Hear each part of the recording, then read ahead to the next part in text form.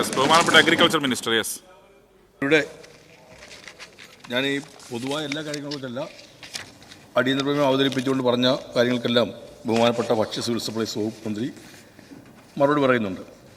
എന്നാൽ പ്രതിപക്ഷം പലപ്പോഴും യാഥാർത്ഥ്യങ്ങളെ മറച്ചു പിടിക്കുന്ന ഒരുപാട് സംഭവങ്ങൾ ഇക്കാര്യത്തിലുണ്ടായിട്ടുണ്ട്. രാഷ്ട്രീയമായ അഭിപ്രായ വ്യത്യാസങ്ങൾ മനസ്സിലാക്കാം, എന്നാൽ അതിനുവേണ്ടി ഇപ്പോൾ ചില കണക്കുകൾ തന്നെ ഇവിടെ പറയുകയുണ്ടായി. മുളകിന് ചാലയിൽ ഇത്ര രൂപയാണ് ഹോർട്ടികോർപ്പിൽ 55 രൂപയുടെ മുളകുണ്ട്. ഞാൻ വീണ്ടും പരിശോധിച്ചു ഈ ശ്രീ വിൻസെൻറ്റിൻ്റെ സംസാരത്തെ തുടർന്ന് 70 രൂപയുടെ മുളക് അവിടെ ഉണ്ട്, ഇവിടെ 110 പറയുമ്പോൾ 110ൻ്റെ മാത്രം കണ്ടിട്ട് രണ്ടും ഒരേ ഗുണത്തിലുള്ളതാണെന്ന് നമ്മൾ തെറ്റിദ്ധരിപ്പിക്കുന്ന തരത്തിലേക്ക് കൊണ്ട് അവതരിപ്പിക്കുകയാണ്. നമ്മുടെ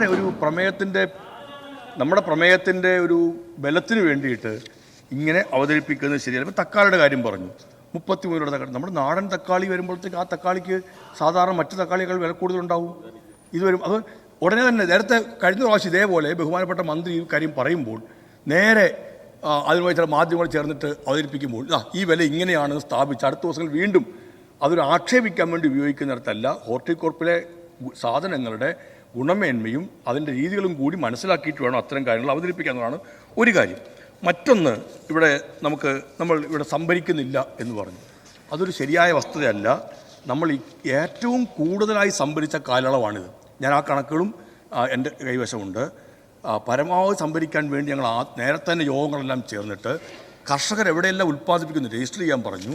ഞങ്ങൾ വീണ്ടും നിർദ്ദേശം കൊടുത്തു, രജിസ്റ്റർ ചെയ്യാൻ ആരെങ്കിലും മറന്നു പോവുകയും അവരുടെ ഉൽപ്പന്നം എടുക്കാനൊക്കാത്ത അവസ്ഥ ഉണ്ടാവുകയും ചെയ്തു. ഉദ്യോഗസ്ഥരെ അതും പിടിച്ചിരിക്കരുതെന്ന് പറഞ്ഞിട്ട് എവിടെ കർഷകർ ഉൽപ്പാദിപ്പിച്ചാലും അത് എടുക്കണമെന്ന് പറഞ്ഞു. എവിടെയെങ്കിലും ഒരു പരാതി ആ തരത്തിൽ ഉയർന്നു വന്നു. ഞാൻ പറഞ്ഞത് കേരളത്തിലെ കർഷകർ ഉൽപ്പാദിപ്പിക്കുന്ന നടപടിയെടുക്കും. എവിടെയെങ്കിലും ഉൽപ്പന്നം വിറ്റഴിക്കപ്പെടാൻ പറ്റാതെ വന്നിട്ടുണ്ടെങ്കിൽ ഉദ്യോഗസ്ഥർ ഉൾപ്പെടെ ഞാൻ ഉൾപ്പെടെ പോയി എറണാകുളത്ത് വന്നിട്ട് വിൽപ്പന നടത്തിയിട്ടുണ്ട്. ഞാൻ ഇടുക്കി ജില്ലയിലെ വട്ടവട, കേരളത്തിൽ ഏറ്റവും കൂടുതൽ പച്ചക്കറി ഉൽപ്പാദിപ്പിക്കുന്ന സ്ഥലത്ത് അവർ തന്ന പരാതി ഞാൻ അങ്ങേക്ക് തരാം. അവർ തന്ന പരാതി ഒന്ന്, അവരിപ്പോൾ വന്നിട്ട് തമിഴ്നാട്ടിൽ നിന്ന് വരുന്ന ആളുകൾക്കാണ് ഇത് കൊടുക്കുന്നത്. കറക്റ്റായിട്ട് നിങ്ങൾ പ്രൊക്യൂർമെൻറ്റും പേയ്മെൻറ്റും കറക്റ്റായി ഈ ഹോർട്ടികോർപ്പിൻ്റെ നടക്കാത്തതുകൊണ്ട് കേരളത്തിൽ ഏറ്റവും കൂടുതൽ പച്ചക്കറി ഉൽപ്പാദിപ്പിക്കുന്ന വട്ടവട തമിഴ്നാട്ടിൽ നിന്ന് വരുന്ന ഏജന്റുമാരെ പൈസ കൊടുത്തവരെന്ന് മേടിച്ചുള്ളൂ, വില കുറച്ച്. വട്ടവടയുമായി കഴിഞ്ഞ നേരത്തെയും വട്ടവടയുമായി ബന്ധപ്പെട്ട് അങ്ങ് പറഞ്ഞു, അന്നും ഞാൻ പറഞ്ഞു, അങ്ങ് വട്ടവടയുമായി ബന്ധപ്പെട്ട് തന്നാൽ പരിശോധിക്കാം എന്ന് ഞാൻ പറഞ്ഞു. ഇതുവരെയും അങ്ങ് തന്നിട്ടില്ല. ഞാൻ പറയുന്നതല്ല,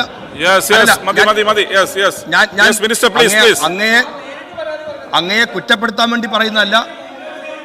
ഞാൻ അങ്ങയെ കുറ്റപ്പെടുത്താൻ വേണ്ടി പറയുന്നതല്ല. ബഹുമാനപ്പെട്ട പ്രതിപക്ഷ ഞാൻ പറഞ്ഞ വാക്കുകൂടെ കേൾക്കണം. വട്ടവടയുടെ കാര്യത്തിനകത്ത് വട്ടവടയിലെ ചില സംഘങ്ങൾ അല്ലെങ്കിൽ ചില ഗ്രൂപ്പുകൾ ചില പ്രയാസങ്ങൾ അവരുമായ തർക്കങ്ങൾ നിലനിൽക്കുന്നുണ്ട്. നേരത്തെ തന്നെ കൊടുത്ത, ഈ ഗവൺമെൻറ് കാലത്തല്ല, നേരത്തെ കൊടുത്ത ഒരു പച്ചക്കറികളുമായി ബന്ധപ്പെട്ട് പരിഹരിക്കാൻ പറ്റാത്തൊരു വിഷയം നിൽക്കുന്നുണ്ട് അവിടെ. അത് കണക്കിലെ പ്രശ്നങ്ങളാണ്. അതാണ് അവർ തരുന്ന പരാതി. ഞാൻ അന്നും പറഞ്ഞതാണ്, അത് അങ്ങയുടെ സാന്നിധ്യത്തിൽ വേണം ചർച്ച ചെയ്യാൻ ഞങ്ങൾ തയ്യാറാണ്. ഒരു തർക്കമോ കാര്യത്തില്ല. അതിൻ്റെ അടിസ്ഥാനത്തിൽ കേരളത്തിൽ മുഴുവൻ അങ്ങനെയാണെന്ന് വരുത്തരുത്. അല്ല, ഏത് പ്രശ്നം കർഷകർ ഉന്നയിക്കുന്നോ ആ പ്രശ്നങ്ങൾ നിങ്ങളുടെ ആരുടെ സാന്നിധ്യത്തിൽ വേണമെങ്കിലും ചർച്ച ചെയ്യാൻ ഞങ്ങൾ ഒരുക്കമാണ്. ഒരു കർഷകനും ആ തരത്തിലില്ല. 2000-ഓളം കർഷക ചന്തകളാണ് ശ്രീ വിജിൻ ഇവിടെ പറഞ്ഞതുപോലെ ഈ ഓണക്കാലത്ത് കൊടുത്ത് കഴിഞ്ഞ വർഷത്തേക്കാൾ കൂടുതലാണ്. കഴിഞ്ഞ വർഷം ഉണ്ടായിരുന്നതിനേക്കാൾ 50-ലധികം കർഷക ചന്തകൾ വർദ്ധിപ്പിച്ചിട്ടാണ് ഈ പ്രശ്നം. ഈ 4 ദിവസം ഈ കേരളത്തിലെ കർഷകർക്ക് ആ തരത്തിൽ പ്രയോജനം ലഭ്യമാകുന്ന തരത്തിലേക്ക് ഏതാണ്ടൊരു 7 കോടിയോളം രൂപയുടെ ഉൽപ്പന്നങ്ങൾ കർഷകർക്ക് നിന്ന് വാങ്ങിക്കുകയാണ്.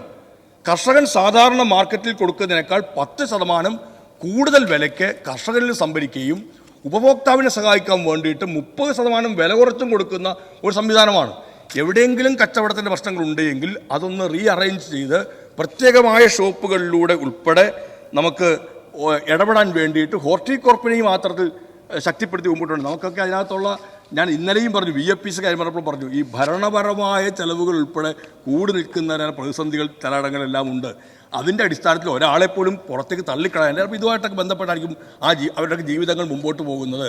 നമുക്കൊരു ബിസിനസ്സിൻ്റെ രംഗത്തേക്ക് നോക്കുന്ന അവസരത്തിൽ അതൊക്കെ ചില പ്രയാസങ്ങളൊക്കെ ഉണ്ടാക്കുന്നുണ്ട് എങ്കിലും അവരെയും കൂടി ചേർത്ത് വെച്ചുകൊണ്ട് കൂടുതൽ മെച്ചപ്പെട്ട തരത്തിൽ കൊണ്ടുപോകാനുള്ള എല്ലാ ഇടപെടലും നടത്തുന്നുണ്ട്. അതുകൊണ്ട് വിപണിയിലെ ഇടപെടൽ ഫലപ്രദമായി മുൻകാലങ്ങളെയൊക്കെ അപേക്ഷിച്ചും നടത്തിയൊരു കാലത്താണ് നിൽക്കുമ്പോൾ അതിനെ വെച്ചിട്ട് ഇത്തരത്തിൽ ഉപയോഗിക്കുന്നത് ഒരു ശരിയായ കാര്യമല്ല.